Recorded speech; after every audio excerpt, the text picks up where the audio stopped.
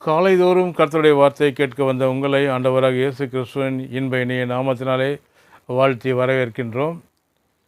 இன்றைக்குரிய தியானம் ஏதேனின் நன்மைகள் குறித்து நாம் பார்த்து கொண்டிருக்கின்றோம். சங்கீதம் 128:3 பிற்பகுதி. நேற்று தினத்திலே உன் மனைவி வீட்டோரங்களில் கனித்தரும் திராட்சை கொடியை போல் இருப்பாள் என்று பார்த்தோம்.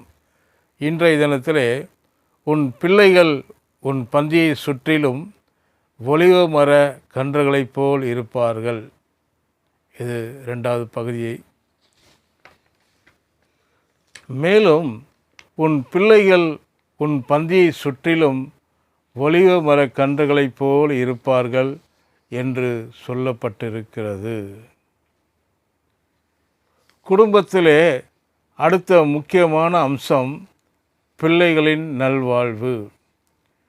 பிள்ளைகள் இல்லாதிருப்பது தேவனுடைய சித்தம் அல்ல. தேவன் பிள்ளைகளை தருகிறார். இதோ பிள்ளைகள் கர்த்தரால் வரும் சுதந்திரம் என்று வேதம் சொல்லுகிறது.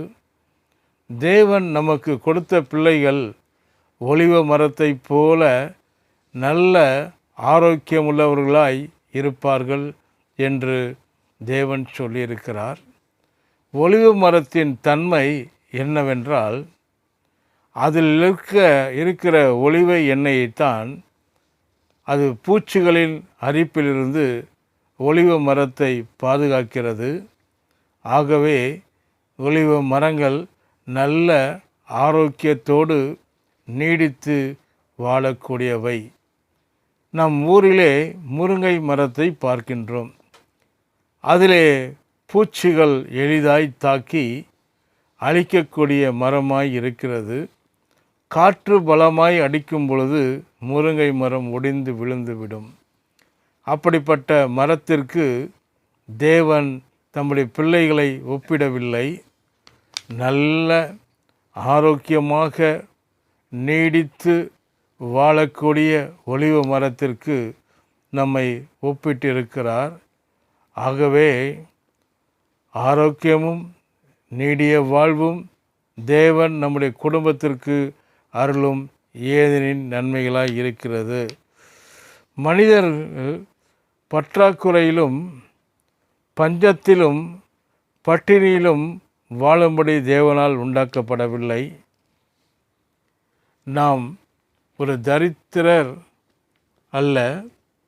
வேதம் அவரை பற்றி இவ்வாறாக சொல்லுகிறது. அவர் வானத்துக்கும் பூமிக்கும் சொந்தக்காரர். அவர் வாழுகின்ற பரலோகம் ஒரு தங்கப்பட்டினம். அங்கே வீதியெல்லாம் சுத்த பொன்னாமை என்று வேதத்தில் எழுதப்பட்டிருக்கிறது.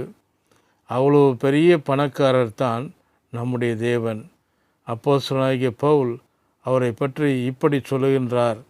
எப்படி சொல்லுகிறார் என்பதை குறித்து நாளை தினத்திலே நாம் பார்ப்போம். கர்த்தர் தாமே ஆசீர்வதிப்பாராக. ஆமென்.